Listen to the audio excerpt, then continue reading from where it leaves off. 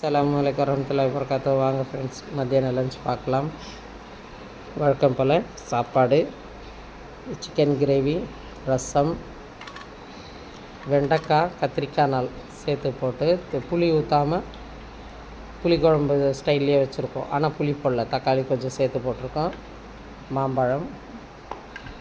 இது வெண்டைக்காய் சட்னி. நம்ம கொஞ்சம் முத்தி போனால் எடுத்து கடாசிடுறோம் இல்லைங்களா, கடாசாதீங்க. இது நம்ம புதினா பீக்கங்காய்லாம் எப்படி வதக்கி சட்னி செய்கிறோமோ அதேமாரி வெண்டைக்காய் எல்லாம் போட்டு வதக்கிட்டு கொஞ்சோண்டு புளியை வச்சு கொஞ்சம் மஞ்சத்தூளை போட்டு 2 பச்சை மிளகாய் வச்சேன். உங்களுக்கு காரத்துக்கு ஏற்ற மாதிரி வச்சுக்கோங்க. வச்சு எல்லாம் நல்லா வதக்கிட்டு சட்னி அரைச்சிட்டு கொஞ்சம் கடுகு போட்டு தாளிச்சிட்டேன். அவ்வளோதான். முத்தி போச்சுன்னு கடாச வேண்டாம், சட்னி அரைச்சிருங்க. அதேமாரி காய் சாப்பிடாத பிள்ளைங்களுக்கும் இது நல்லதாக ஒரு சட்னி ரெசிபி நல்லாயிருக்கும். இட்லி தோசைக்கும் சாப்பிட்லாம், சப்பாத்திக்கு சாப்பிட்லாம், சாப்பாட்டுக்கு சைடிஷாக சாப்பிட்லாம், இல்லை சுட சாதத்தில் போட்டு பிசைஞ்சும் சாப்பிட்லாம். இதேமாரி செஞ்சு பாருங்கள். பிடிச்சிருந்தால் லைக் பண்ணுங்கள், ஷேர் பண்ணுங்கள், கமெண்ட் பண்ணுங்கள், பெல் பட்டனை தட்டி விடுங்க ஃப்ரெண்ட்ஸ். எல்லோரும் நலமாக இருக்க வேண்டும் என்று அல்லாஹ்விடம் துஆ செய்கிறேன். எல்லா புகழும் அல்லாஹ் ஒருவனுக்கே. சாந்தியும் ஸலவாத்தும் நபி ஸல்லல்லாஹு அலைஹி வஸல்லம் மீது உண்டாகட்டும்.